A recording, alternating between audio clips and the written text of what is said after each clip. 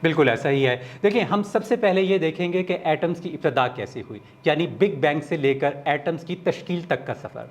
फिर हम एटम के अंदर झांकेंगे, इलेक्ट्रॉन्स, न्यूट्रॉन्स, प्रोटॉन्स वगैरह। इसके बाद हम देखेंगे कि एटम्स आपस में कैसे जुड़ते हैं और मॉलिक्यूल्स कैसे बनते हैं।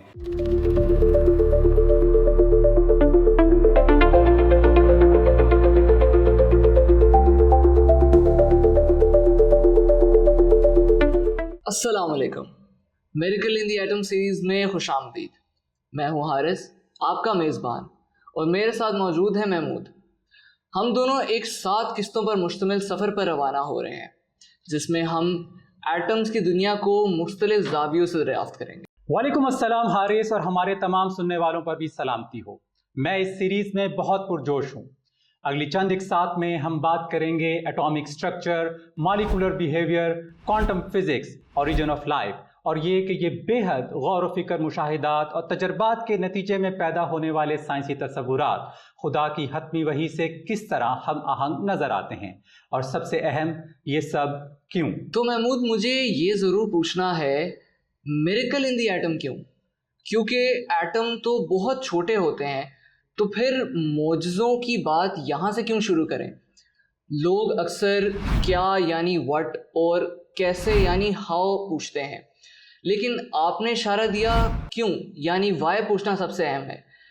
एटम पर फोकस क्यों? बहुत उम्दा सवाल हारिस। देखिए, इंसान हमेशा से ये जानने का ख्वाहिशमंद रहा है कि चीज़ें किससे बनी हैं और कैसे काम करती हैं।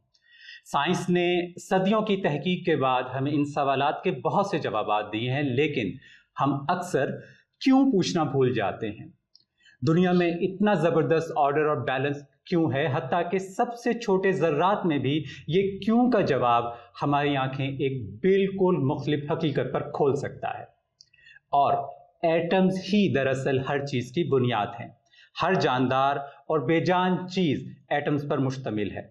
अगर हम एटम में मौजूद मौज़े को समझ लें तो इर्द गिर्द हर शय में मौज़े की झलक हमें नज़र आने लगती है। तो आप कह रहे हैं कि एटम, ये नन्हा सा ज़र्रा, एग्जिस्टेंस के बड़े सवालात का जवाब रखता है? बिल्कुल ऐसा ही है।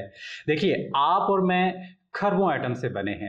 हमारा जिस्म एटम्स पर मुश्तमिल है। हम जो सांस लेते हैं वो एटम्स हैं, जो खाते हैं और जो पीते हैं वो भी एटम्स हैं।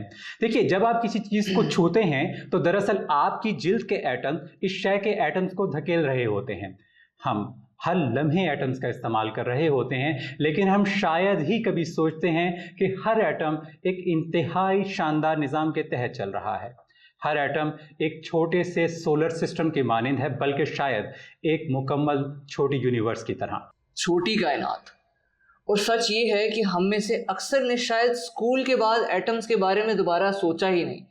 हम समझते हैं कि ये सिर्फ फिजिसिस्ट के लिए है। देखिए, ज़्यादातर लोग जानते हैं कि हर चीज़ एटम से बनी है, लेकिन वो ये नहीं जानते कि एक एटम किस कदर मुनज़्ज़म और पेचीदा निज़ाम रखता है। हकीकत ये है कि हर एटम पर एक किताब लिखी जा सकती है। जितना हमारी टेक्नोलॉजी एटम्स को समझ रही है, इतने ही हैरत अंगेज राज हमारे सामने आ रहे हैं, और यकीन करें, ये वाकई एक मौज़ा है। मैं तो पहले से ही मुतासिर हो गया हूँ। तो यानी इस सीरीज़ में हम ये पेचीदगियाँ आसान अंदाज में बयान करेंगे, ऐसा ही है? बिल्कुल ऐसा ही है। देखिए, हम सबसे पहले ये देखेंगे कि एटम्स की इब्तिदा कैसे हुई, यानी बिग बैंग से लेकर एटम्स की तश्कील तक का सफ़र। फिर हम एटम के अंदर झांकेंगे, इलेक्ट्रॉन्स, न्यूट्रॉन्स, प्रोटॉन्स वगैरह। इसके बाद हम देखेंगे कि एटम्स आपस में कैसे जुड़ते हैं और मॉलिक्यूल्स कैसे बनते हैं, और ये क्यों अहम है। फिर सवाल होगा, ये बेजान एटम्स और मॉलिक्यूल जिंदगी में कैसे बदलते हैं, यानी जिंदा हो जाने वाले एटम। इसके बाद हम एटम के मरकज़ में छुपी ज़बरदस्त ताकत को देखेंगे, न्यूक्लियर एनर्जी, जो तबाहकुन भी है और फ़ायदेमंद भी। और आखिर में हम रूहानी और फिक्री अंदाज में इख्तिताम करेंगे। हम कोशिश करेंगे कि हर किस्त पिछली किस्त से जुड़ी हो।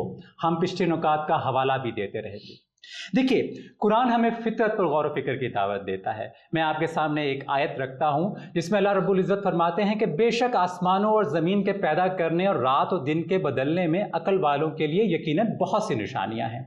और वो लोग जो खड़े और बैठे अपने पहलुओं पर अल्लाह को याद करते हैं और आसमानों और ज़मीन के पैदाइश में गौर व फिक्र करते हैं, ए हमारे रब, तूने ये बेमकसद पैदा नहीं किया, तू पाक है, सो हमें आग के अजाब से बचा ले।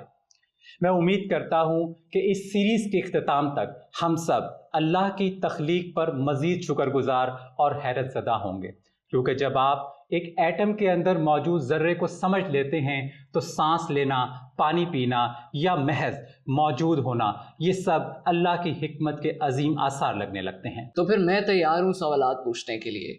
क्या ये वाकई ही मौजज़ात हैं या सिर्फ फितरत, और is it all just a coincidence? जदीद साइंस इस बारे में क्या कहती है? मैं भी तैयार हूँ हारिस। देखिए, सवालात इल्म में इजाफे का ज़रिया होते हैं और मैं हर सवाल का जवाब साइंसी दलाइल और इस्लामी फ़िक्र दोनों से दूंगा।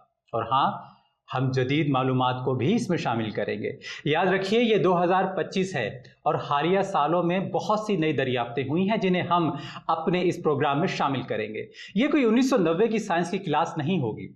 और सबसे अहम बात, हर किस्त का इख्तिताम हम कोशिश करेंगे कि एक फ़िक्री पैगाम के साथ करें, ताकि इल्म सिर्फ मालूमात न बने बल्कि हमें बेहतर इंसान भी बनाए। बहुत खूब। तो आए अगली किस्त के लिए माहौल तैयार करते हैं। हम जा रहे हैं बिल्कुल आगाज़ पर, एटम की तख्लीक के सफ़र पर। कोई छोटी सी झलक महमूद? जी बिल्कुल हारिस। देखिए, हम बात करेंगे कैसे कायनात का आगाज़ एक नाकाबिले तसव्वुर तौर पर छोटे और गर्म नुक्ते से हुआ और वहाँ से एटम की तख्लीक का आगाज़ हुआ। हम बिग बैंग, इब्तदाई कायनात और कुरान की तरफ से दी गई तख्लीक की झलक पर बात करेंगे। कुछ हैरान कुन हकाइक भी सुनेंगे। मिसाल के तौर पर, क्या आप जानते हैं कि कायनात की तख्लीक के बाद पहले एटम को बनने में लाखों साल लगे और आपके जिस्म के ज़्यादातर अनासिर सितारों के अंदर बने थे? हम ये सब तफसील से बयान करेंगे। मैं तो इंतज़ार नहीं कर सकता। तो इसके साथ आज की इंट्रोडक्टरी किस्त ख़त्म करते हैं। आप सबका शुक्रिया। हमें उम्मीद है कि आप हमारे जितने ही पुरजोश होंगे। अगली किस्त from big bang two atoms के लिए हमारे साथ रहिए, जहां से असल मुहिम शुरू होती है। अगली बार तक के लिए अस्सलामु अलैकुम व रहमतुल्लाह।